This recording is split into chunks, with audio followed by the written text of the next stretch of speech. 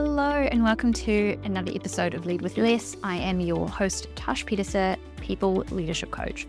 This is our first episode for 2025, which is so wild and so exciting. And I wanted to kick this year off talking about the 5 habits of successful leaders, because this is the opportunity to set up the year how you want it to flow, and also intentionally decide on who you're going to be as a leader, how you're going to show up, and how you're going to move through the year ahead.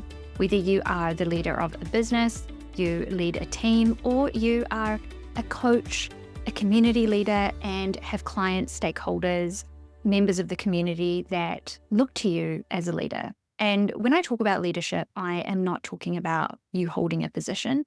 I'm talking about you being in a position to influence and impact other people around you.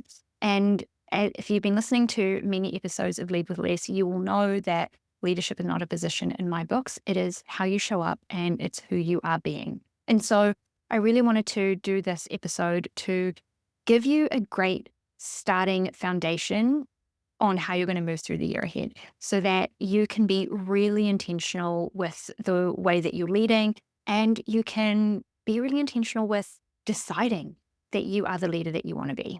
And that's what this is all about. This year is going to be all about you deciding to be an amazing leader, you leading intentionally through intentional action, and you being courageous to take the action that you need, even when it's uncomfortable, even when you may not want to do it. So that is what 2025 is all about, deciding to lead and being damn intentional and courageous about doing that. So in this episode, I'm going to talk about the power of habits. So why is habits something that we actually should care about? Why is it something that we talk about?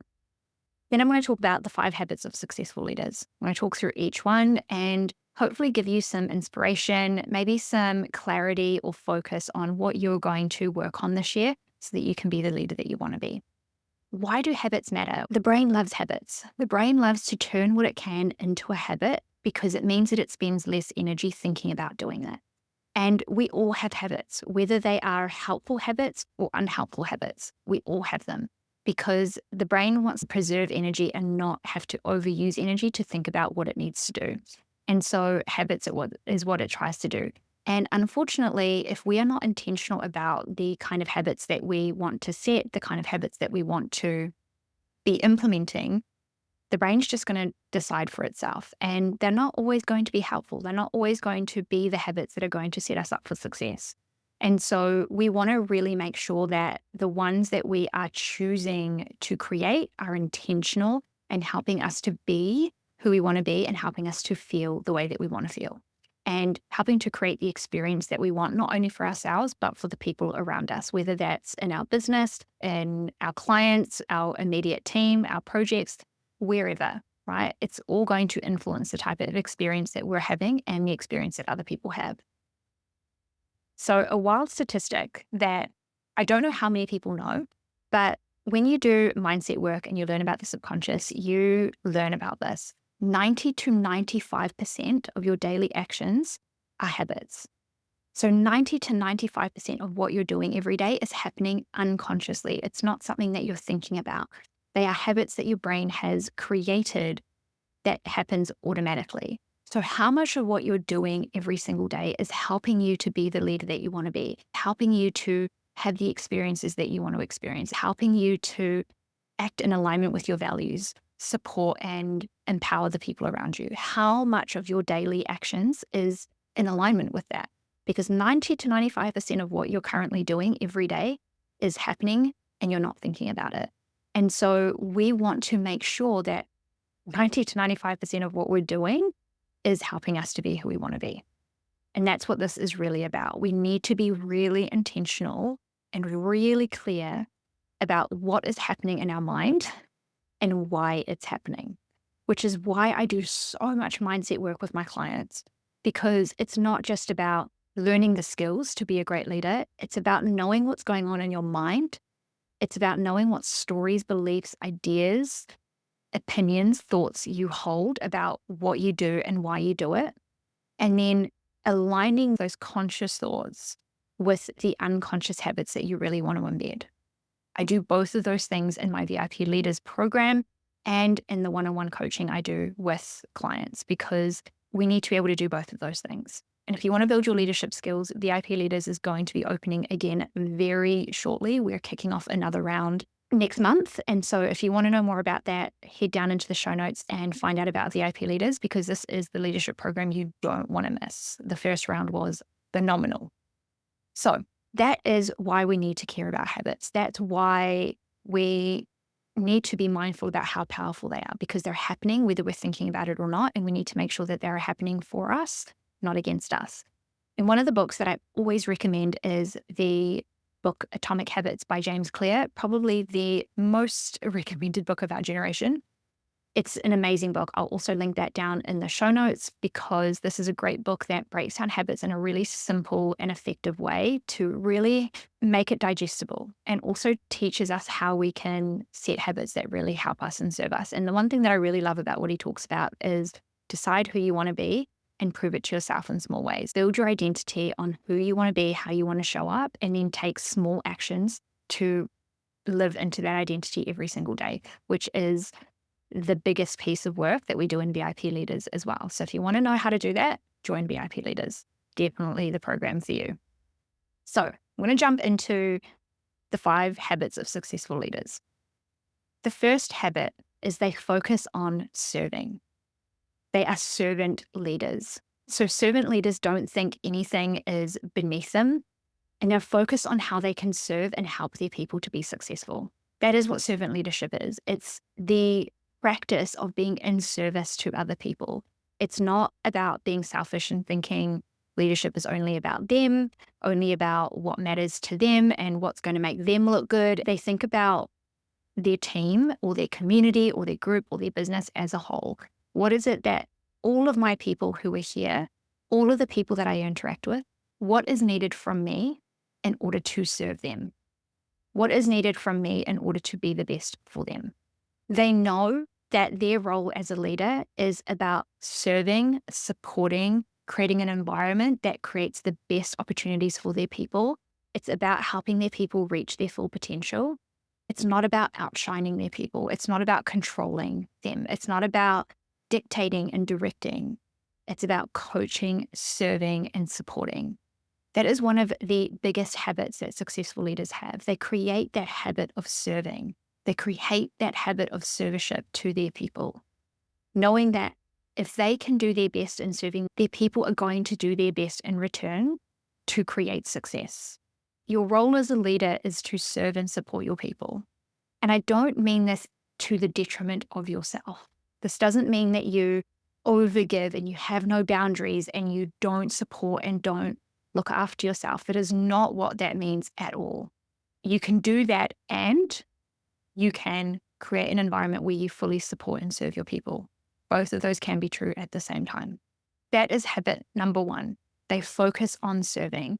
One way you can start to bring this habit into practice, so an action that you can take, is every day, think about one way you can serve someone in your team. Whether that's having a one-on-one with them, whether that's asking if they need any coaching or support with something, whether it's just taking some time out to connect with your team, helping them to clear out a roadblock that's stopping them from moving forward on something. Just every day, think about one thing you can do to serve and support your people in your team. Now, if you're a great people leader, you're no doubt already doing this, but it's about doing it intentionally. So really focusing, I'm doing this because I want to serve and support my people. So what can I do for them?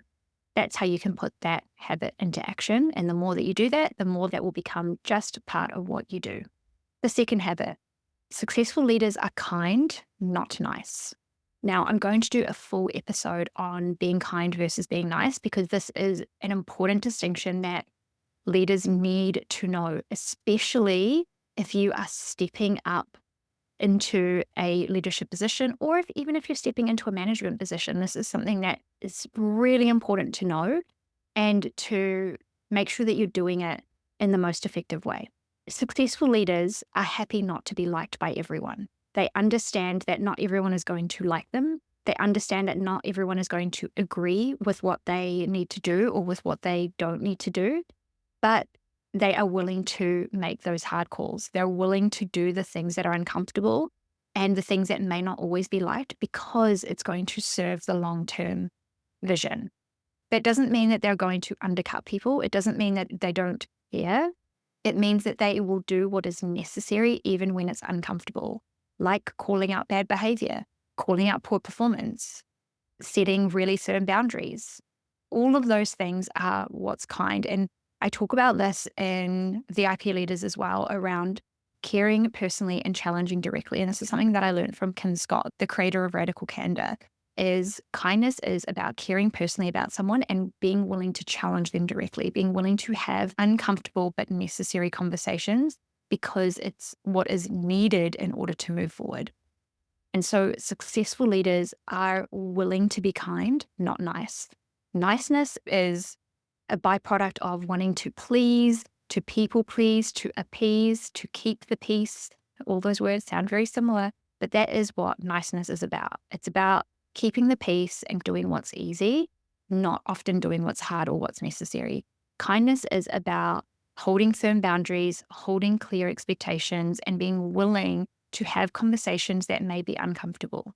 And so successful leaders know that it's necessary to be kind, not nice. And this is actually something that is applicable in every area of your life.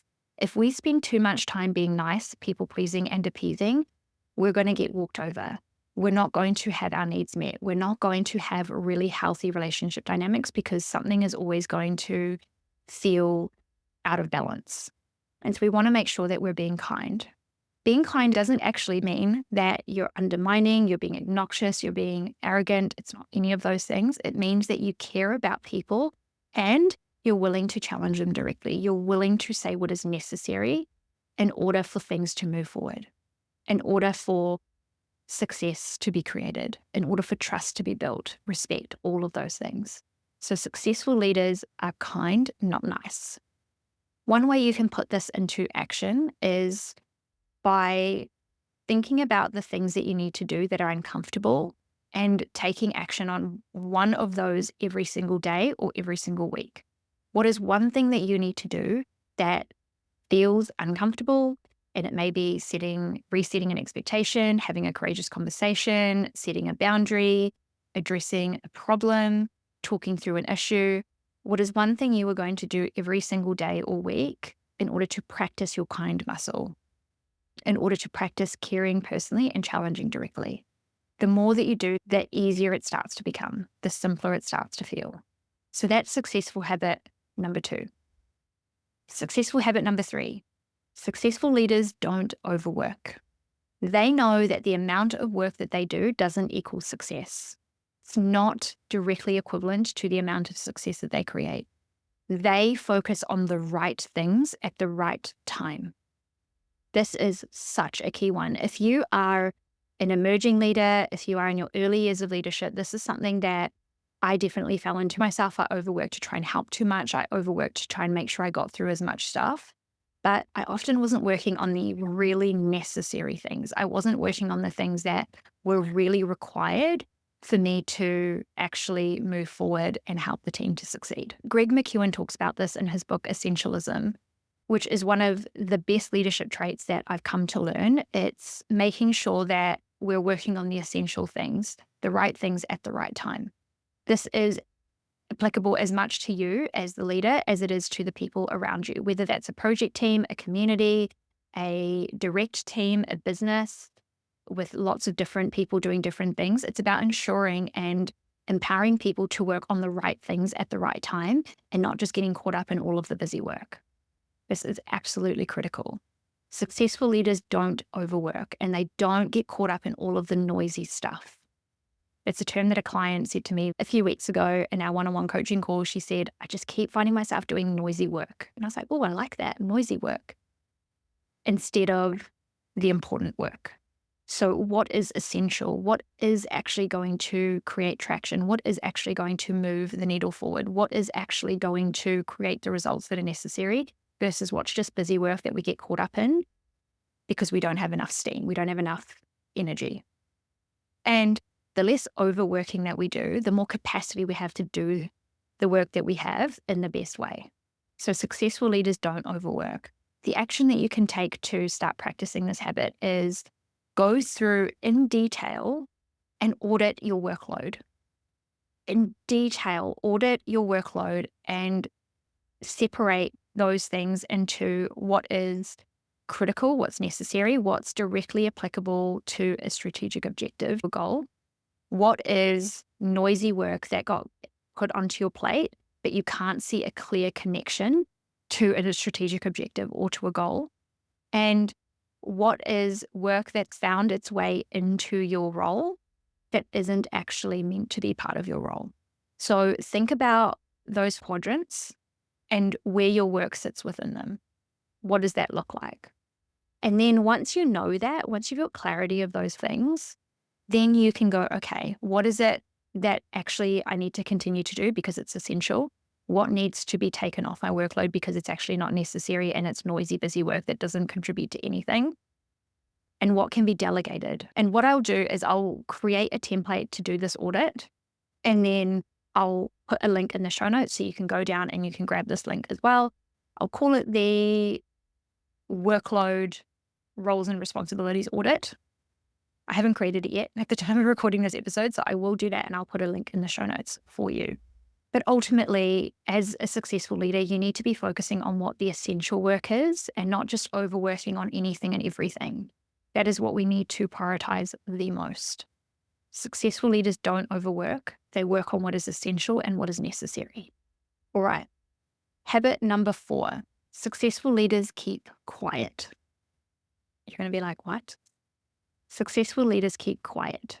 Really effective and empowering leaders listen twice as much as they speak because they know that everyone around them has value to share and that they may not be the smartest person in the room, and likely they're not. One of the biggest traps that leaders and managers can fall into is 1, thinking they have to know all the answers, or 2, pretending that they do, which means that they're actually not getting the best perspectives, the best inputs, the best value that they can get from the people around them. And so successful leaders keep quiet. They listen twice as much as they speak. They ask more questions. They use a coaching approach to ask more questions and get insights and perspectives and value from the people in their teams. And we spend a whole module of this in VIP Leaders as well called the coach approach, where I walk you through how to become a coaching leader, how to use coaching effectively in your day-to-day work so that you can get the best out of your people. What this also does is it helps to reduce overdependency and helps to reduce overwhelm on your own workload and time. And it also ensures that your team are focused on developing, growing themselves because they're maintaining ownership over their work, over what they do, and they stay accountable to do the work that they need to do in order to drive the results they need to drive. Leaders who also focus on keeping quiet makes sure that everyone has the space to talk, especially those who might be quieter around them. Not everyone has the same personality type. Not everyone has the same level of comfort or desire to speak up in big groups. And so really successful leaders make sure that everyone has the space to be heard, everyone is called on to speak, and everyone has the opportunity to share their value and their input. And that first has to be led by the leader who stays quiet, who doesn't dominate the conversation, who doesn't always go first. And so successful leaders keep quiet. How you can put this into action is this week or every single day, at least in one conversation, take note of how often you speak. How often do you talk versus listen? And pay attention to how the people around you are responding to how much you contribute. So just notice, start by noticing first. We can't change what we don't notice, right? So if you don't know that you're talking a lot, you're not going to know that you need to change that. So notice how much you speak versus how much you listen. And then once you've got an insight into that, practice listening more. So ask a question and be quiet to listen to the answer. So stop talking, because the more space that you can create for the people around you to talk, the more value you're going to get from your people. It'll be such a game changer. And habit number 5 of successful leaders, they look after themselves. And I would actually maybe argue that this one needs to go first, but successful leaders hold strong supportive boundaries around how they take care of themselves and around what they value. So successful leaders who value health, who value family, who value growth, who value personal time, you can see that's reflected in their calendar. And this is something that we do in success planning and VIP leaders is we make sure that your calendar reflects what you value. Because if it doesn't, your values mean nothing. And so successful leaders know how to look after themselves. They know how to prioritize what they value because they know that when they prioritize what they value, they are the best leader they can be. They show up as the best version of themselves. They know the importance of looking after themselves because it then leads them to be better for the people around them. And it means they are more productive, they drive better results because they have the capacity to do great work. And because they look after themselves, because they prioritize what is necessary for their health and well-being, it allows and empowers their team to do the same. It allows and empowers their team to implement boundaries as well and to ensure that they prioritize what they value. And honestly, when everyone around you does that, everyone is happier, they're more engaged, they're more productive, and they're more efficient. And the more that we don't prioritize that, the more our productivity and our success actually suffers. So this is in our best interests. So one way that you can put this into action is learn how to set supportive boundaries and make sure that you have boundaries around what you value. So reflect on where you're feeling really frustrated, tense, and unhappy right now. That will highlight exactly where you need to implement some boundaries. And then think about the boundaries that you need to set so that you can notice the difference. I have a setting supportive boundaries workshop that you are welcome to purchase and work through, and it takes you through exactly how to do that. I'll put a link to that in the show notes as well. But habit number 5 of successful leaders is they look after themselves. They know that by prioritizing this, they are going to have the best impact on their people. All right, those are the 5 habits of successful leaders. I'm going to go through them again quickly. They focus on serving. They practice servant leadership. They are kind over nice. They don't overwork. They keep quiet and they look after themselves. So I'm going to finish this episode here. If you want to be a successful leader, practice those 5 habits. Maybe think about one that you know needs the most attention from you right now and start putting that into practice. Once that is feeling really solid, then you can add in the next one and work on the next one. But start small and it'll compound and really work in your favor from there. And as I mentioned, VIP leaders will be opening soon. So if you want to know more about it, go down into the show notes and click on the link. You'll be able to get all of the information, and there will be some early action bonuses that you can access if you are one of the first to register to join us. If you want to join right now, absolutely, you'll be able to get those bonuses straight up. So if you want to know more about it, get in touch and we can talk about it and we can go from there. So I really hope you enjoyed this episode. As always, let me know what you think. You can get in touch with me through the links in the show notes below. All right, have an amazing rest of your day and week, and I'll be back next week.